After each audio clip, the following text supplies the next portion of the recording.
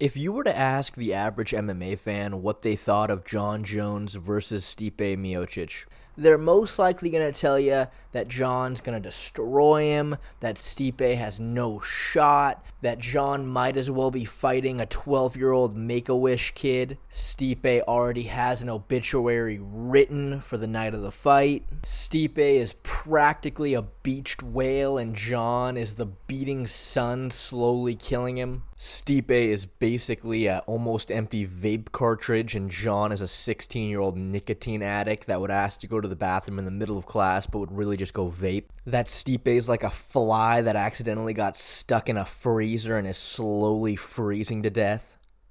And Jon's the freezer. Well, anyway, point is, Stipe is a pretty big underdog against Jon Jones and no one is really giving him a shot. I think most people's logic is, well, Stipe, he's older now, he hasn't fought in a couple years. His last fight, he got smashed against Francis Ngannou, had very little success in that fight, got knocked out really badly, while Jon Jones, with minimal effort, easily choked out Ciryl Gane without even breaking a sweat. But, I think there actually might be some variables that people aren't addressing here. Let's start off by looking at Ciryl Gane. It's safe to say that the heavyweight division is the least skilled in the UFC and in pretty much every combat promotion. The sample size of guys that big competing in the sport is minuscule compared to the rest. And for that reason, you've got guys like Derrick Lewis who, despite not being the most technically sound, can be an elite heavyweight solely based on attributes. Now, Ciryl Gane is very skilled, and he's probably the best heavyweight striker we've ever seen in the sport, but he is severely lacking when it comes to grappling. Yeah, Ciryl can look pretty falling on some heel hooks and whatnot because he's fighting at heavyweight, but when it comes to the necessary skills of defending takedowns from elite wrestlers and standing back up after getting taken down from elite wrestlers and being able to defend simple chokes, he didn't really have that. He didn't need to have that at heavyweight until he fought Jon Jones and got completely exposed by not having a well-rounded game. Well, you know who does have a pretty well-rounded game for heavyweight? Stipe. He's miles ahead of Ciryl Gane. Yeah, he's not as good of a striker, but he is a very good boxer, and he has very good wrestling. Now, I'm sure your follow-up question is, well, if he's such a good boxer and such a good wrestler, how come he couldn't do jack against Francis Ngannou? Francis outboxed him, outstriked him, outwrestled him.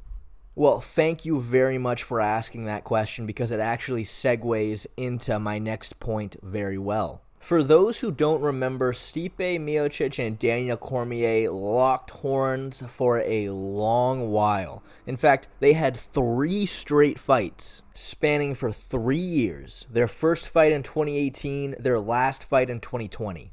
And during this, both of them had this little competition with each other to see who could come in as the lighter heavyweight, which makes sense for this matchup as Daniel Cormier used to be a light heavyweight and he was much faster than most heavyweights were at the time. And having to worry about his constant takedown threat meant it was a good idea to be quicker, lighter, and have a better gas tank. So in their second fight, Stipe had cut down all the way to 230 pounds. And Daniel Cormier, after finding this out, decided to cut 12 pounds of water before the weigh-in to get down to 236 to be closer to Stipe, just for a little mental battle. And slimming down ended up working very well for Stipe in this matchup.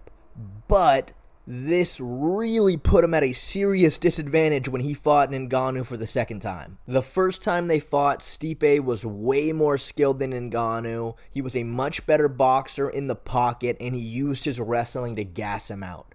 In the second fight, Stipe was still way more skilled, but Ngannou had closed that gap just a bit, and was also about 55 pounds heavier. And the second Stipe shot a single leg on him, got sprawled on hard, and then ragdolled, I think he realized, oh, I made a mistake coming into this fight 230. I made a big mistake. because directly after that fight, he said, I need to put some muscle on, I'm going to get to 250, and I'm going to come back. Well, Stipe just recently did an interview, and... By the way, can I just ask you one more thing? Daniel Cormier said he's seen you and you look better than ever, because you obviously slimmed down for some of those fights, and he said you put on a bunch more, and you put some of that weight back on. He says you look better than ever. Can you talk about that a little bit? And do you feel better than ever heading into this fight? Yeah, it's just a lot of wings. I definitely just worked on like lifting heavier and just working on, not just like conditioning wise, more just strength wise too. But when camp really started taking off, I definitely lost. I'm down to about 245-ish. So I'm hopefully about 245, 250 for the fight. Lucky for you guys, I watched this clip around 22 times in order to fully grasp what Stipe was saying. And basically all you need to know is he's getting up to about 250. But I mean, does a 250-pound Stipe really make that much of a difference in the second Ngannou fight?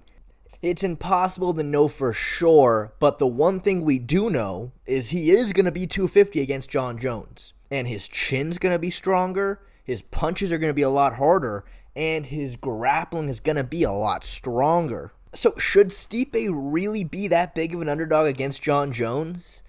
I mean, look, I do genuinely believe that Jon is the much better fighter than Stipe.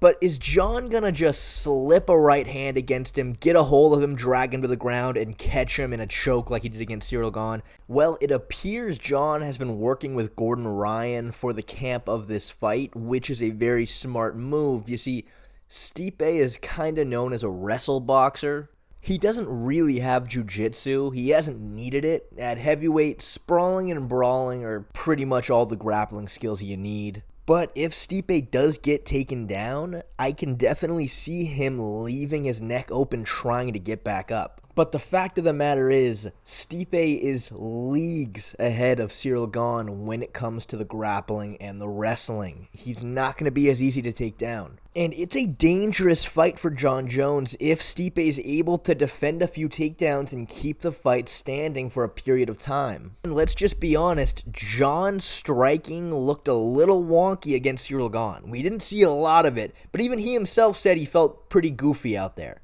Which makes sense.